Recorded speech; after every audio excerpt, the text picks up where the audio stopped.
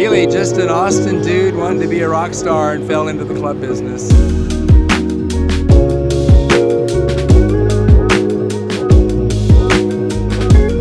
How'd we get here? So my name's Mark Pratz, and my wife and I were in Austin back in the 70s, 80s, and 90s and got into the nightclub business. Liberty Lunch was the name of it. You gotta Google it. It was cool. Hey Austin, what's up? This is Dave. We're here at Liberty Lunch with No Doubt. Check them out. What's going on, y'all? Hi. Hi.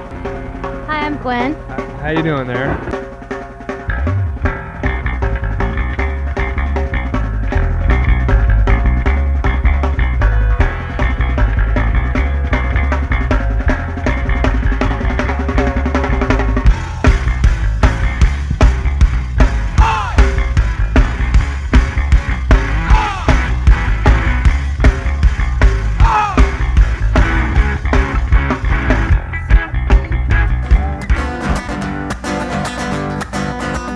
Upon mountains so gay and so free, there is a young man and a wedding there for me.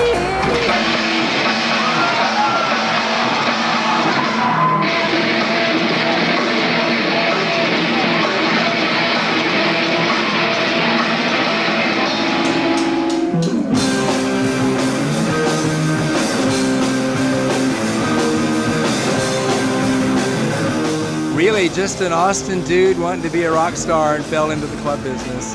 And it just went on and on and on. We were there a good 22, 3, 4 years. I did a ton of bands and collected a ton of shirts because that was part of our merchandising deal. I kept them for 30 years in closets and did another career when the club closed. Tell us how the event has been. How has the stuff been received? Oh man, we have been blown away by this event. This has been so much fun. It's been received well. We found that we were maybe a little past our expiration date because there's a whole generation of kids that come in and look at the prices and they're like, so I've done a lot of going, okay, this is the provenance of this stuff. This is why it's priced that way. And then they kind of get it. Surprising they don't know the bands, but the people that do, and the collectors for sure, have been very happy to see this merchandise. And you know, you got that kind of a shark in the water feel going on. So it's been fun, man. It's been like doing a crazy show but it's, you know, the people are cool. It's been real easygoing. We've just had a blast, man. Thank you.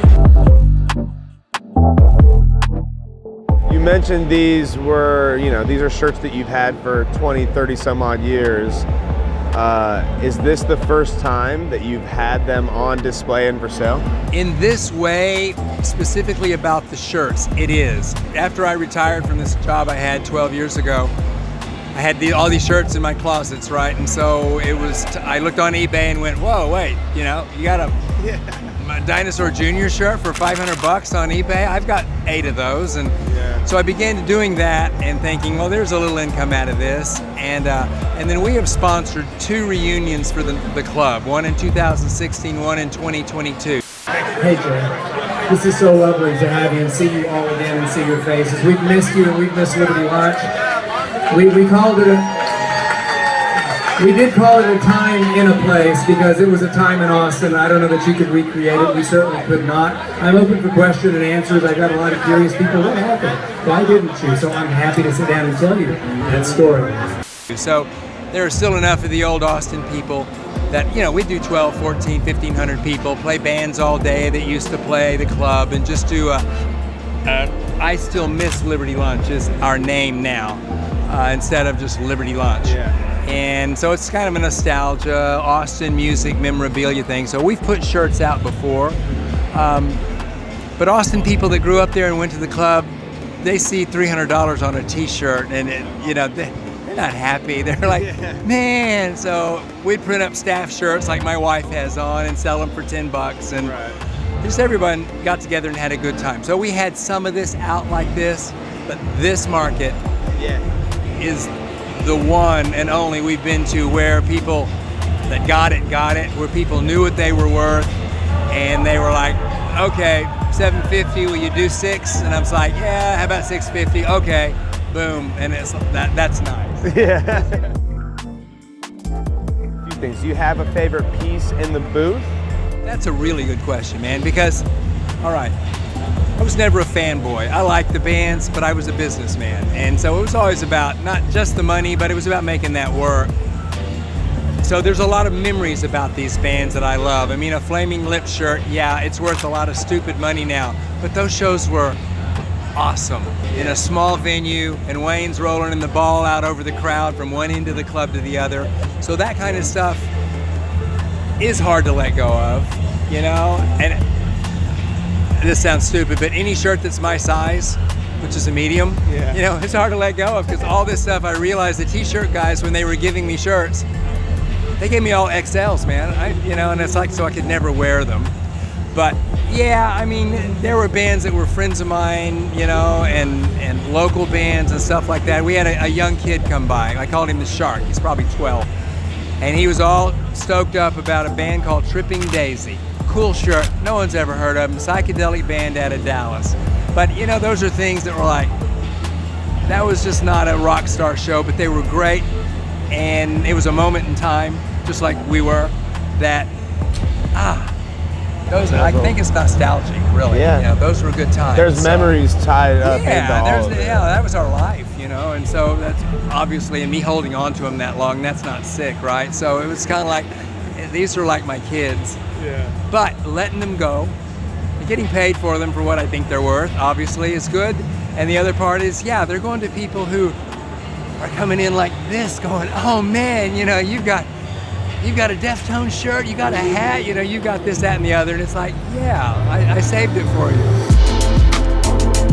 So these are just bands we did, mostly mid-'80s replacements, '90s, punk. I don't even know what to call Dinosaur Jr. music, it's just grungy. And My Bloody Valentine on it too. Yeah, Babes in Toyland.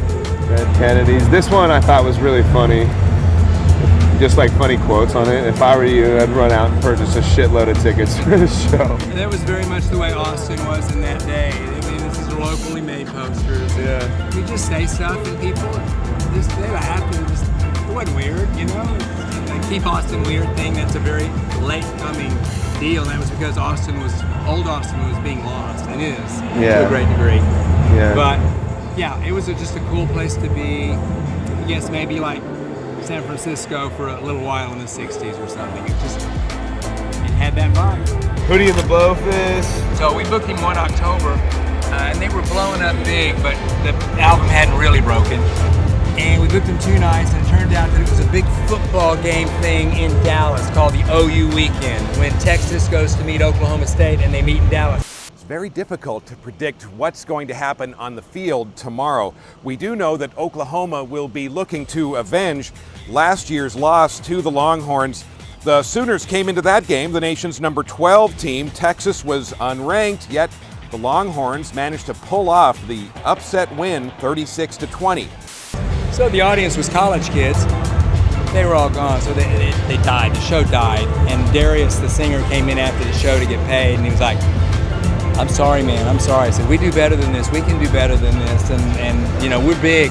We're going to be great, bigger, and I'll come back and make it up. And I'm like, it's okay, Darius. I've lost money before. So cracked rearview mirror broke. In that meantime, I'm in it with platinum, right? Yeah. And the agent calls me up some months later, October to March, and he's, can I curse on screen? But he's like, I don't know why we're fucking doing this, but Darius said we have to fly back in and play your fucking club for 3 nights. And I said, I accept. He says he just wants the same guarantee you paid him the last time, which was, you know, what, $1,500, $2,000, plus a cut of the door. And so they came back and they played 3 nights. Balls to the walls, jam-packed. I'm such a baby, cause the don't make me cry. Well, nothing I can do. I've been looking for a girl like you.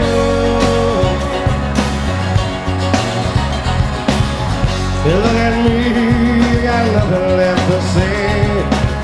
I'm gonna pout at you until I get my way. And when the shows were over, he was no longer collecting his own money, but he came in through the office door again and went, and he was excited. He's like, I told you, man, I told you. That's cool. And I'm like, I had no doubt, dude, the album's platinum. That's But crazy. it's that kind of stuff that sticks with you, and that, you know, that was just, he didn't have to do that. Yeah, that's special. And and this is stupid, but it's like, you know, do you think the Romans ever really thought that that empire of 1,000 years would suddenly be just under dirt? And we're digging it out and trying to figure out what it was? No, they didn't. Well, you don't know in your time. And so I think, you know, a lot of this is going to be under dirt, but it'll be there. It needs to be in books and history.